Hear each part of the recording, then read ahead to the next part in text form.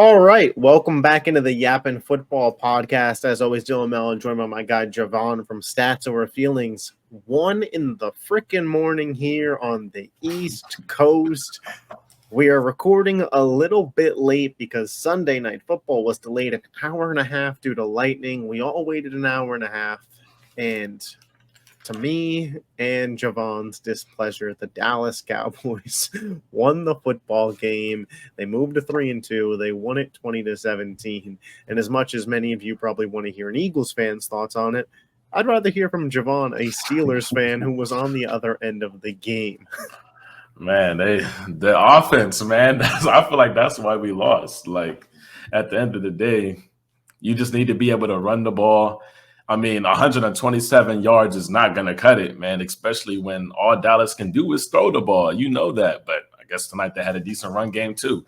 But when your defense gives you multiple turnovers and you cannot capitalize off multiple turnovers in the red zone, I might add too, like Justin Fields, man, you got to have more than 127 yards. But this game isn't on him. So, yeah, I thought that the game really showed how much Jalen Warren and Cordell Patterson as change of pace backs really mean for Pittsburgh, because Najee has never been an efficient runner. He is just the power back that, hey, 3rd and 1, go get us something. Hey, early in the game, establish the run, make the defense hurt to tackle you. Whereas when Pittsburgh needed an explosive, fun play out of the backfield, there was no Warren, there was no Cordell Patterson. It was, practice squad guys, rookies that just weren't, built for the moment at this point in time. And Pittsburgh's passing offense is good enough to win football games, but it's not good enough to overcome struggles in the run game at this point in time. Like you said, the defense did their job. They gave enough opportunities. I do want to, Dak on that last drive did what a $60 million quarterback does. It wasn't perfect, but he found a way to get in the end zone. And after that fumble, man, I thought we had him. I ain't gonna lie. Yeah, that Dowdle fumble, I thought it was cooked. And then you get to that 4th down, and Dak buys a lot of time. Jalen Tolbert keeps on running. You knew it wasn't going to be CeeDee. You knew CeeDee was getting double teamed down there. So anybody but CeeDee beats us. Jalen Tolbert does. And for Dallas, man, their season's kind of saved. I felt like if Dallas had lost this game 2-3 at that point, it's not over. But with the way Washington's been playing, with, I believe, the talent advantage that Philadelphia has, how strong the NFC North is, there wasn't going to be 3 wild card teams in the NFC East, and Dallas felt like the 3rd team out. Now it feels like things are competitive in that division. Philly at 2-2, but with the most talented team. Washington with the best record, and Dallas right there in the mix, man. Hey, that's the same for the AFC North also. Like, now the Steelers lost. They're 3-2 now, and we got 2-3 teams now with the Ravens and the Bengals, and then the Browns are just a disaster now. No. The Bengals are 1-4. The Ravens. Oh yeah. That's lost.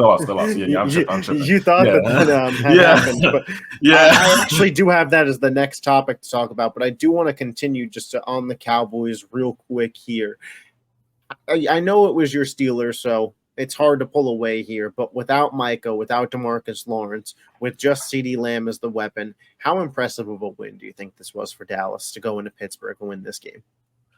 Honestly, I'm more impressed with the Cowboys' defense when it comes to stopping the run, because you knew you're going to have to do that. I mean, and then if anything, Dak, he has some questionable throws. There's no doubt about that. But honestly, I think Dak played pretty good. I think the reason why the Steelers were really able to get points on the board to begin with is because of their penalties. If the Cowboys were a little bit more disciplined, this game, they could have won this game by like 2 possessions, maybe 3. Like, who knows? So them penalties is really what kept this game close, in my opinion, anyways. Yeah, I think that's going to be the theme for the Cowboys this year. I think Dak's interceptions are going to be up, but I think it's because they need him to throw the ball a ton, and at a certain point they need him to force things to guys that maybe he doesn't have the repertoire with, or maybe are just not as at the talent level that he's used to playing with. Brandon Cooks is now on the IR, so Tolbert's going to have to be that wide receiver too. And he did well tonight, obviously, but obviously that changes what you're looking at in a wide receiver 3 and so on and so forth, talent on the line. Yeah, they came out and said that they have no interest in trading for Devontae Adams. They like what they like. It's very similar to they had no interest in Derrick Henry. And I mean, he had a 350 passing yards tonight against the top 5 defense. So yeah, I mean, they like their wide receiver core. I like Ferguson. Obviously, CeeDee Lamb is solid. Dowdle has really emerged as the lead back in that backfield. People were like, it's going to be Dowdle, it's going to be Zeke. I know Dowdle had the fumble, but he also had the touchdown earlier in the game in which every single score felt like it mattered at a very, very high degree. Dallas saves their season. But the AFC North, you mentioned it, the race has gotten tight now. Pittsburgh, if they had won this game, they would have been 4-1. They lose it, they fall to 3-2. They now have the same record as the Baltimore Ravens, but because of the Baltimore Ravens in division record 1-0 after beating the Bengals and the Steelers not playing a divisional game, Baltimore has the number 1 seed in the AFC North. After starting 0-2, they have won 3 in a row. They are now the 1 seed in the AFC North. Cleveland and Cincinnati are both 1-4. Cincinnati is 1-4 with just a -5 point differential. This team is just barely losing games, it feels like. Let's start with Baltimore. Do you think they are do you think they're the best team in the AFC? I'll word it that way. Do you think Baltimore right now is playing the best football in the AFC? I mean, the last 2-3 weeks, I would say so, man. I'm trying to think of a more complete team. They literally forced Lamar Jackson to throw the ball today, and he beat the Bengals basically with his arm until, of course, overtime when Derrick Henry had that really big run to set up the win. But splash the parlay too. Well, we already know this run game looks unstoppable on most weeks, and now Lamar has proven that. I mean, granted, the Bengals defense is Swiss cheese, but he can beat you with his arm, man. And he made some big time throws. It seemed like he was impossible to bring down. There was 5 different plays where he should have been sacked. He's just stiff arming 260-pound grown men into the ground. It was incredible. But I would say they're the most complete team right now for sure. I'll say this. I think they're the best offense in the whole NFL. And I know that the stats back it up. They average the most yards per game, and it's not really particularly close. I think Lamar Jackson is playing his best football as a quarterback.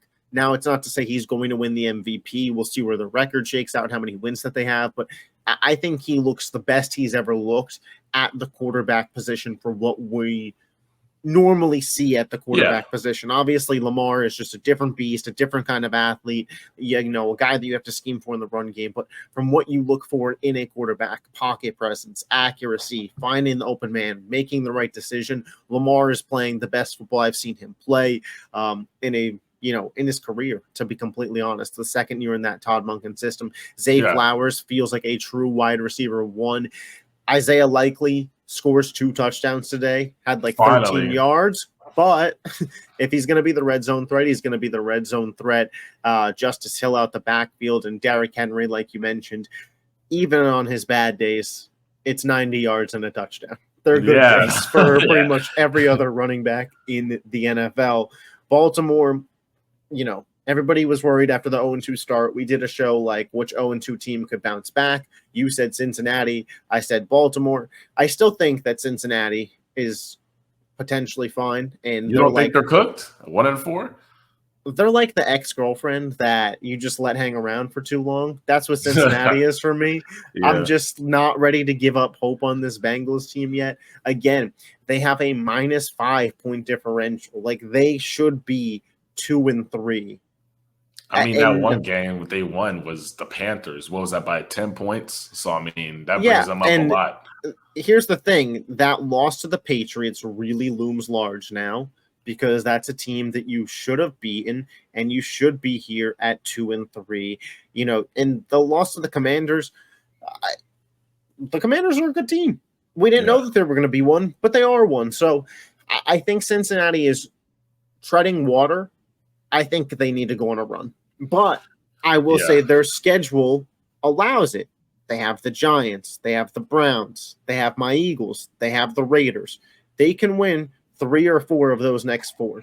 And then it's free game because, I expect the Ravens to maybe lose a game or 2 out of their next 6 games. They don't really then you play. get Baltimore again. Yeah. In a month, we get this same game again. Yeah, you can't lose to them twice. You got to split. Yeah. I mean, you're going to have to go into Baltimore and win the game, especially if you hope to win the division. But I think with the offense, with Burrow, Chase, and Higgins out there, Javon as the 3, the run game seems to have opened up because of the respect you have to show the passing game. I mean, they scored 38 points today on a Ravens defense that we clearly saw on Sunday Night Football against the Bills is good. Like, they are a good group of defenders. So the Cincinnati offense is there. The defense is going to be the problem.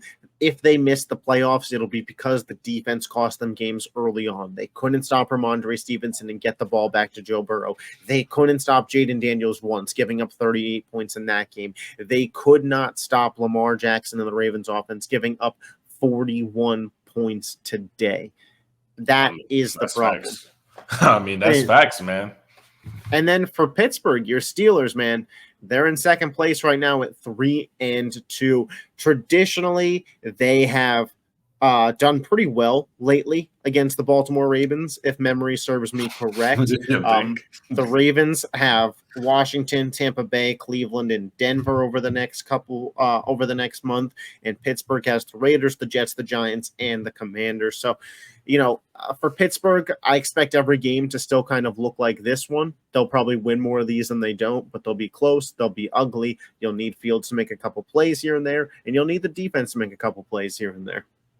Yeah, I mean, it's the AFC North, man. That's what I'm so pissed about tonight because every game does matter. Like, at the end of the day, you don't know what could happen over there in Cincinnati. You don't know what could happen in Baltimore. Or who knows, man? This team is the Ravens are so good. They can string off 10 straight and nobody would be that surprised at this point. Like, especially if Derrick Henry can stay healthy and stay consistent like he's been already.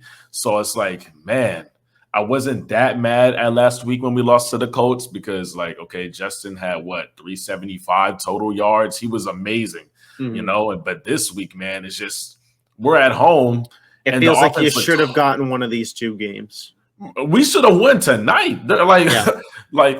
And honestly, it's very rare that you see a Coach Tomlin team just not take advantage of a game like this. It just feels weird, but.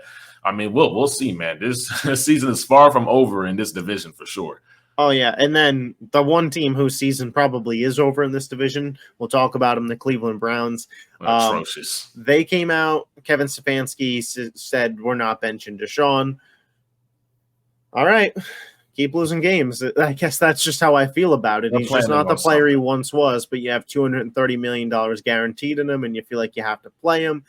It is going to be a long season for Cleveland Brown fans. I expect Amari Cooper will be dealt close to the deadline. Don't be shocked if Kansas City lands him just because they rearranged his contract and now he's a veteran minimum this year. So it's not like Devontae Adams where you're bringing on a ton of salary. It's a 1-year rental, Amari Cooper.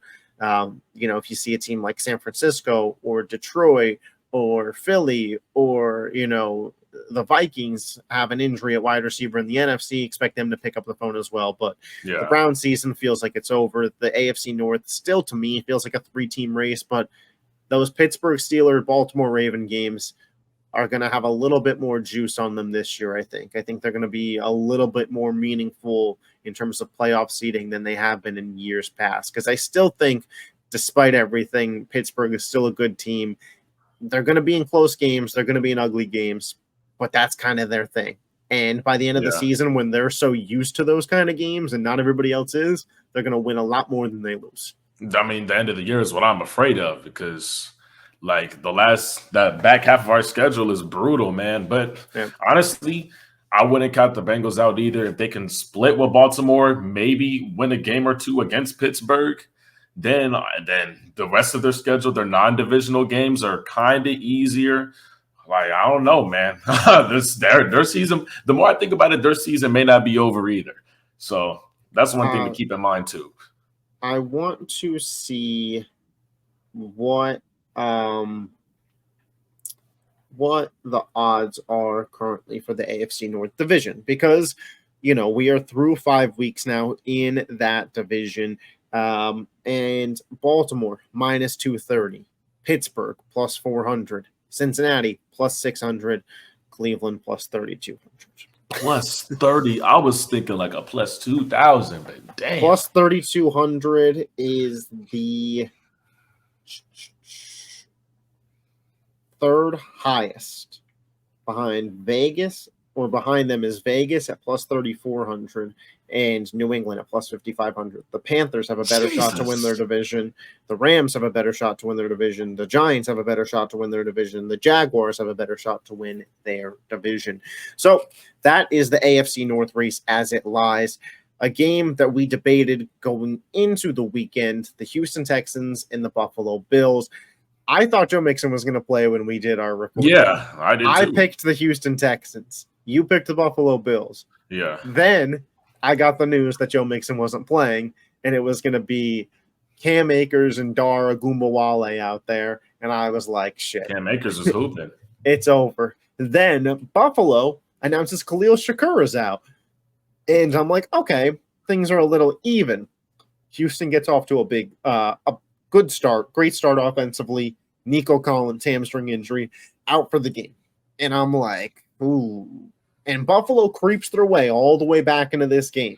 He had a 76-yard touchdown by then, though. Yeah, he did. But, Keon Coleman has the 49-yard touchdown. Yeah. And all of a sudden, there's a minute left. Is that what it was? Like 1 minute, and we are deadlocked? I believe that's when it happened. And it was a really weird exchange of events at the end of this game because Houston was in field goal range, but then they got an intentional grounding penalty called against C.J. Stroud that backed them up out of field goal range. So they had to punt the football away.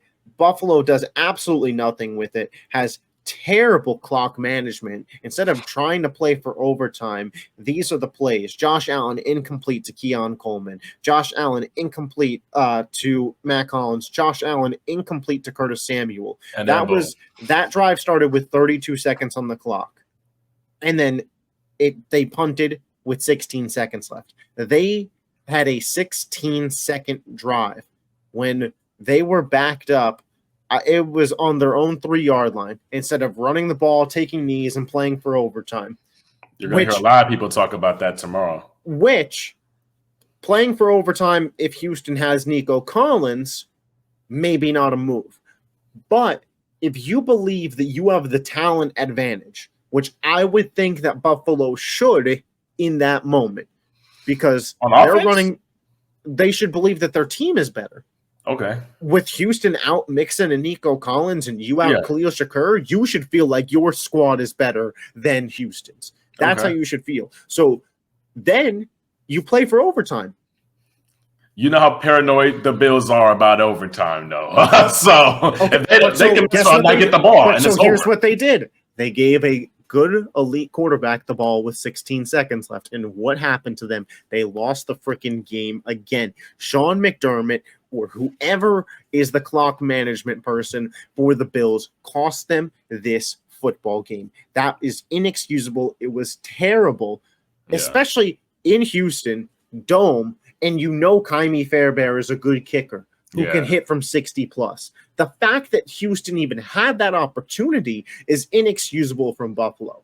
I picked Houston to win the game, and it was really funny that we had this conversation because on the preview show, I said to you, would you rather have Josh Allen and Sean McDermott and Joe Brady or DeMeco Ryans and Bobby Slowick? And you said Sean McDermott. And I'd like to ask you that question again. I think we know the answer from today. I mean, the play call, I understand the Bills they've always been paranoid about overtime, man. But like the Chiefs still costing the Bills games, huh? Yeah, I guess so.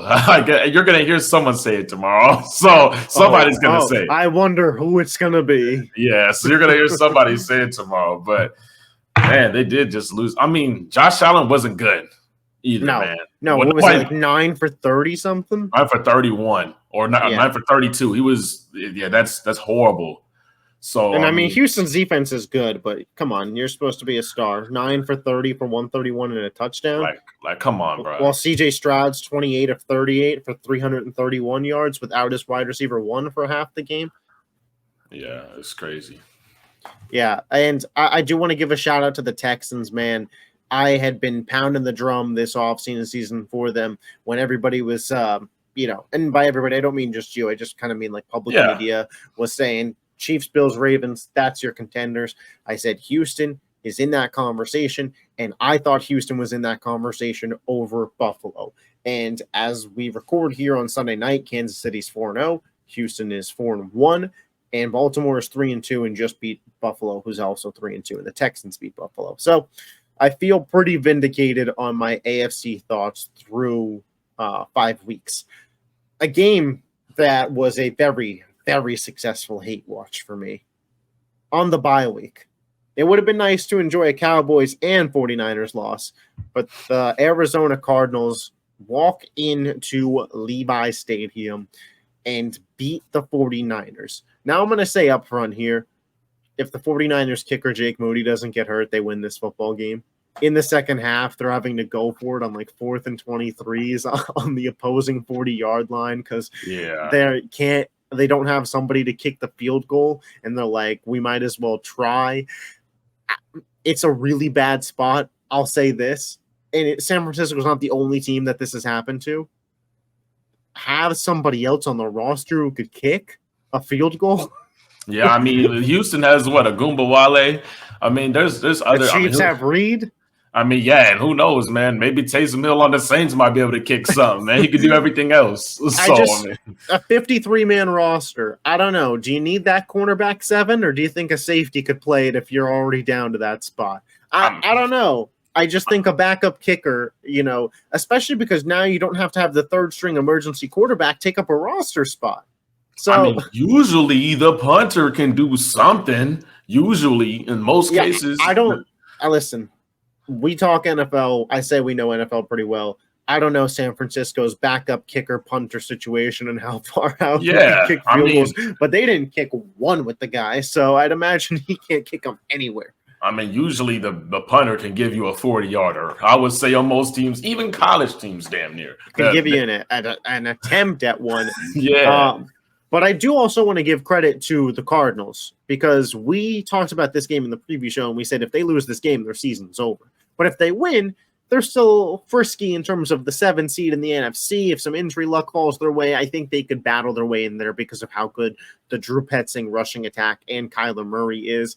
Yeah. And Kyler was great down the stretch of this game on 4th down, had a really good throw to Marvin Harrison off of his back foot, falling away, one of the better throws. In this game, he had a 50-yard rushing touchdown. So Kyler Murray was the superstar that Arizona needed him to be to win this game. And I want to give flowers there, but obviously the pressing question is 2-3 with McCaffrey, no sign of him coming back anytime soon. How do you view this 49ers team? Man, I don't even know what to say. We saw Brock Purdy look bamboozled by the Vikings. Now they drop one to the Cardinals with let's just be honest, man. The Cardinals personnel just isn't there. Yeah. I think I was on record saying they were going to win by 2+ possessions last week, I believe. So, I mean, they had to have been a survivor pool pick for a lot of people. Purdy today, 19 of 35, 244, 1 touchdown, 2 interceptions. Not great. And Ayuk finally showed up even, 8 for 147 today. Like, Jesus Christ, man, the Cardinals did a good job in maintaining the 49ers run game because everyone knows that's where it starts. Mason really wasn't doing that much today. But like you said, Ayuk showed up. I mean, with the Cardinals, I mean, they forced that turnover late to seal the game, but it was Kyler Murray being a dual threat, a quarterback doing what he does best, improvising, man. It was Kyler Murray outplaying Brock Purdy. That's what the game came down to. And, I know that we traditionally get labeled as Brock Purdy haters, and that is fine. It is what it is. But eventually you won't have Christian McCaffrey. And eventually you won't have Deebo Samuel either. But you're going to have Brock Purdy under that contract. And in games where he goes up against a guy who's more talented, this is going to happen sometimes. Which is a lot of quarterbacks, let's be honest, that are more talented than Brock Purdy. Let's be real. Yeah, I would say so, but I wouldn't say that it's always the more talented quarterback that wins. But yeah, you have this capability of games happening. And this is where I think without Christian McCaffrey, the 49ers might be a 10-7 team because they'll win more games than they lose. And I don't think that this is a 49ers are going to miss the playoffs. I'm still very confident in Shanahan and this roster overall. Even if McCaffrey didn't play a single game this year, I think San Francisco gets into the playoffs and is a wild card team. What they do with that, I don't know. But this is part of the trepidation when it comes to paying a Brock Purdy, because we've seen this offseason the Jaguars pay Trevor Lawrence 1-4.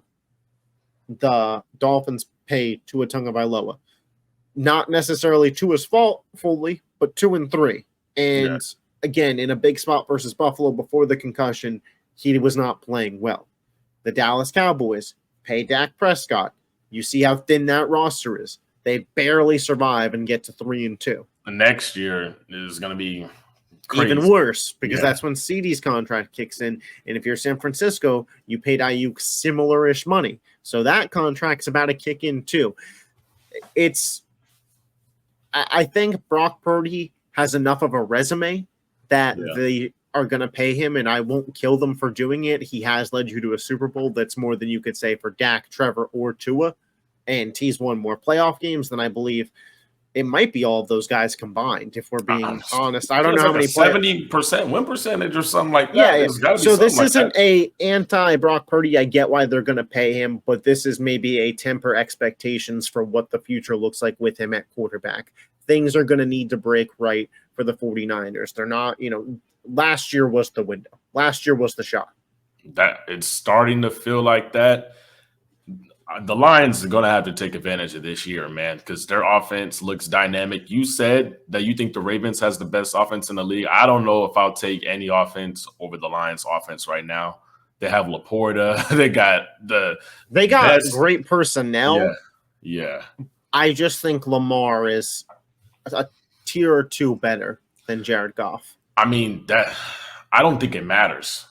Especially when we have Montgomery and Gibbs. But you got Henry now. So that run game, I still would lean Baltimore. But a team that I think that is this year's San Francisco 49ers, it's the Minnesota Vikings, man. Yes. They are 5-0 going into their bye week now. They beat the Jets in what was actually a decent game from the Jets, if we're being honest. Garrett Wilson finally looked good. The Jets need to trade for Devontae Adams, and we could have that conversation. But I want to give flowers to the Vikings. An ugly game. Aaron Jones gets hurt. They can't run the ball a lick against the Jets with Ty Chandler. Justin Jefferson's getting bracketed and guarded by the best cornerback duo in football in Gardner and DJ Reed. Sam Darnold isn't playing his best football, but damn, that Brian Flores defense, man. Van Ginkel with the pick six. They absolutely showed out. They sacked Rodgers what felt like 5 to 6 times in this game. I don't know the actual number, but the Vikings, to me, are last year's 49ers. A very, very talented offense with a great offensive coordinator, but this team has a defense. Yeah. A legit defense. And I think the offense in Minnesota is a little worse than San Francisco's last year. Maybe a decent chunk, but the defense in Minnesota is way better than San Francisco's last year. Yeah, I mean, it's crazy, man, because it shows like your personnel doesn't always have to be there. We just saw the Cardinals beat the 49ers today. And so, I mean, in the Vikings, you look up and down, and they lost some big pieces in free agency this offseason. Nobody expected this defense to be this good at all. This is their biggest weakness last year. Yep. I mean, who would have known in a week where they have absolutely no run game? They played the Jets, which Jets fans are not loving Aaron Rodgers right now at all. I go scroll up and down Twitter. They're not loving him at all. But you have basically nothing going for you, man. And you can still find a way to win when your 1 and 2 punch just gets eliminated completely. It's incredible, man. So yeah, I mean, I wouldn't say Jefferson was eliminated completely. It's pretty impossible to do that to Jettis. They had a lot of PI calls too, so he was getting them yardage that wasn't even in his stats when it mattered. when it mattered. Like I mean, the Jets defense is legit, and I'll say this in kind of a defense of Rodgers. I don't think he could have done much better today. There was no throws that I looked at and was like, wow, Rodgers, like there was one pick that he kind of airmailed, but it was on third down and long, and it felt a little like, hey, if my guy doesn't catch this, it's pretty close to a punt anyways. The Jets need Davante Adams. I think it's fair to say that their run game is nowhere close to where it needs to be for them to be legit contenders. And if they are on the Aaron Rodgers timeline, they need to be legit contenders this year, which means if their run game isn't going to get better, because while the offensive line is improved, I don't think they're a good run blocking unit. They're fine for pass blocking. Minnesota's defense is just a freak show, and they have stifled every team that they've played. They made San Francisco and Shanahan look like chumps, and they made CJ Stroud and the Texans look like chumps. So I'm not going to read too much into Rodgers not having the best day against them. I don't think anybody's going to have their best day against them this year. Jordan Love threw like 4 interceptions against this defense. So, they're going to force your quarterback to have some rough days, but they need another weapon in this passing game outside of Garrett Wilson. Allen Lazard, yes, he had the touchdown. He had 3 freaking drops today. They were pretty easy catches, too. They don't have a real wide receiver 3. Mike Williams is washed. He's cooked. Tyler Conklin is a fine tight end, but you can only ask so much of him. Below average. Davante Adams makes this offense serviceable enough that the defense, with the level that they're at, they'd win a lot of games. And they're at, I believe, 2-3, and the Bills are now 3-2. Miami kind of feels out of things at this point if Tua doesn't come back. If the Jets make a move for Adams this week, all of a sudden they're right there in that division race with Buffalo, I think. How much better do you think Davante Adams really makes them? I know it's crazy to say, but I think honestly, in a game like this, for every team. Okay, who's cornerback 1 guarding? Adams or Wilson? Because the other guy's getting CB2. Like when they played Denver, why couldn't they move the ball? Because you have Pat Surtain on Garrett Wilson. And Pat Surtain, we could have a conversation about him at a different point, but he's having a Darrelle Revis Island type season at this point in time. So he's locked down some great wide receivers to open the year. But if you have Davante Adams versus Denver, all of a sudden, I think you're able to move the ball a little bit more efficiently. And I think it would open up a lot of things for that pass game, which would make defenses have to respect it more and thus open up things for the run game. I do think a Davante Adams addition, I don't want to say catapults the Jets into Super Bowl contenders because I would need to see it, but I think they're really in play for that division. And I think they would be, I would say they have better odds to make the playoffs than miss it if they have Adams.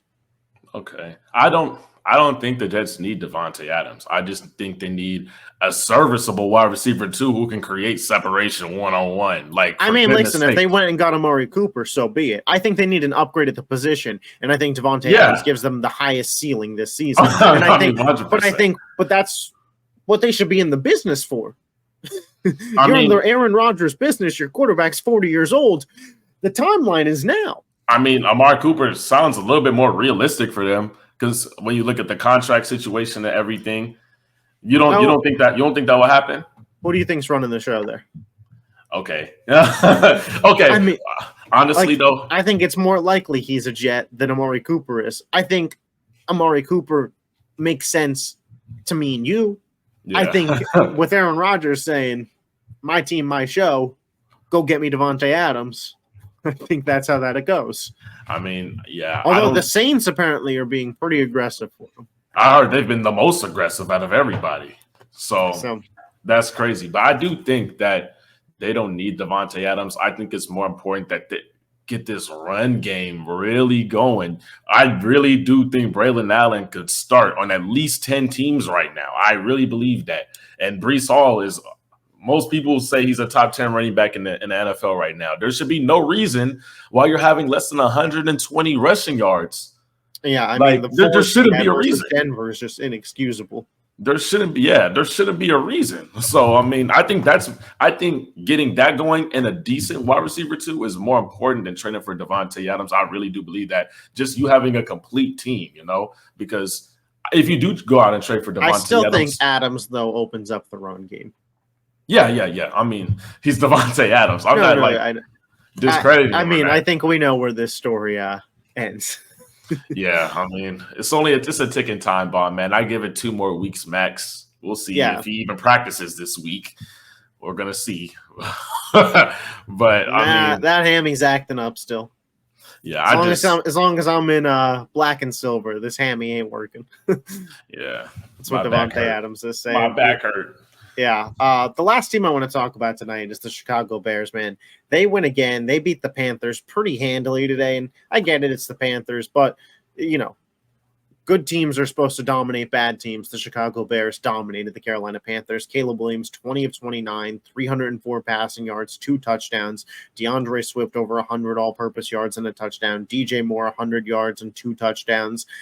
You can't ask for much more out of the Bears. This was dominating. They're 3-2 now, and they're starting to come along. And Caleb Williams is starting to look better and better and better every single week. When I heard 2 weeks ago that the players went and had a meeting with Shane Waldron where they essentially chewed him out and were like, your play calling has been shitty, I was like, this is going to fall apart. But that intervention, since then, the Bears offense has looked pretty freaking good, and they're 3-2 right now. And I'm not convinced that in the next month they don't finish 6-3. They play Jacksonville in London. Okay. They play the Commanders in Washington. I mean, Caleb versus Jaden, what a matchup. They play at Arizona, and then they host New England. If they go 3-1 in that stretch, you're looking at a 6-3 football team.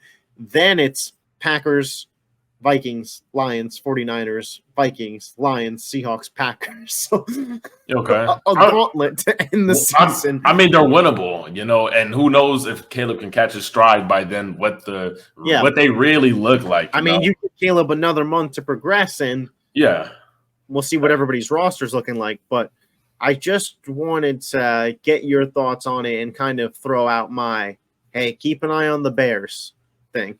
Yeah, I mean, I get it. They did play a piss poor team today, a team that everybody seems to stomp their heads in. But honestly, man, Caleb Williams, when he has a solid run game, looks really good. But when he's supposed to be this hero, quote unquote hero, he doesn't. So I really want to see him versus Minnesota.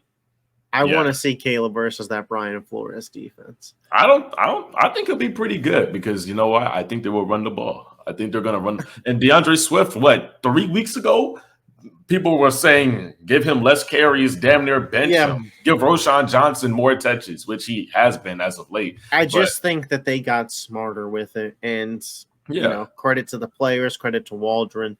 The defense, we've kind of talked about it. We've said it's legit.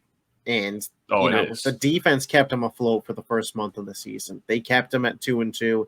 Without the defense, I don't know if they even beat the Titans week 1 with just how the offense was playing. But Caleb and TJ Moore starting to establish a connection. We saw him in Roma Dunze last week. Cole Kmet and him seem to have something going. So these on-the-field connections are establishing. Caleb seems to be adapting to the NFL game a little bit more. Back-to-back weeks of good games. Granted, it's the Rams defense and the Panthers defense, so it's not like these are home run defenses by any means, but you like to see this out of Caleb. And if Jaden Daniels wasn't having damn near an MVP level rookie season, Caleb would be working his way into the conversation here. And I just want to throw it out here to everybody.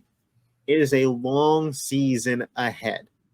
Right? We are 5 of 18 weeks into this season, so there's a lot more football to be played. And everybody has been saying, Jaden Daniels is Rookie of the Year, wrap it up. I'm just saying if the Bears beat them in that head-to-head, that could mean something come the end of the season. Because Daniels is minus 210 and Caleb is plus 280. You're never going to get better value on Caleb.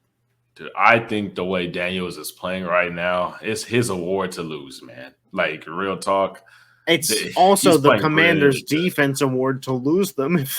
If the Commanders finish out the year terrible and finish with 6 wins, and Caleb finishes with 10 and gets the Bears to the playoffs, and he won that head-to-head, that does have a lot of weight. But that's not going to happen. I don't see them in the season with 6. This is a 9-win team, man.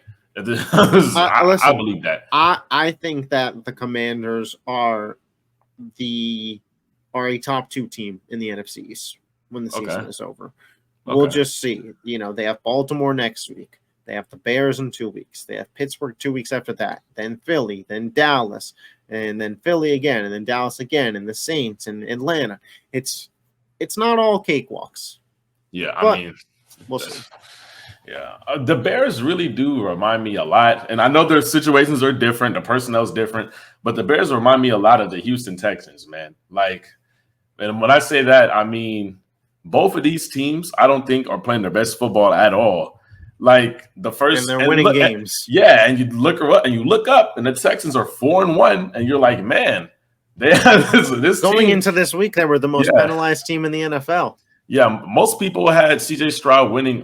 There's a lot of people had CJ Stroud winning the MVP or Offensive Player of the Year or of some sort. And Caleb Williams, everybody just thought he was going to enter the league by fire, and that couldn't be further from the truth, man. I mean, Nico Collins is balling out of his mind or what have you. But both these teams, I don't think we have seen the final form of either one of these teams, and that's what's scaring me about both of them. So I think they're a lot more similar than people think.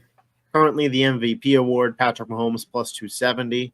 Which, that's just projection that he's going to get better. He's 4-0 right now too. So I know, but his numbers aren't good. CJ Stroud is plus 600, Lamar plus 650, Josh Allen plus 750, Jaden Daniels 11-1, Sam Darnold 12-1, and then offensive player of the year, Derrick Henry is the favorite at 5-1. Derrick Henry is the favorite at 3-1. Saquon Barkley at plus 450, Nico Collins plus 550, Justin Jefferson plus 650, Jamar Chase 11-1. So it is Nico. I don't know. Derrick Henry might finish the year with 20 touchdowns. It's kind of hard to not give it to that guy. Yeah, we're gonna see, man. We got a lot of season left, but Jesus, man, we didn't even get to talk about Jaden like that. A guy dominating the Browns, that happens every week. Yeah. I mean, shout out to Jaden. He did good, and he did good where he was supposed to be good. But in terms of importance to cover, I guess this is where we could throw it in here. Derrick Henry, at the end of the show, so whoever's listening, appreciate you. Yeah, 6 touchdowns through 5 games. So he's on pace to have 20. But that is all for the Yappin' Football podcast. 2 a.m. here on the East Coast.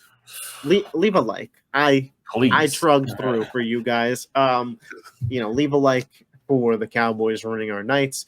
We will catch you later this week for the Week 6 preview show. Appreciate you guys. Catch you next time. Peace. Yes, sir.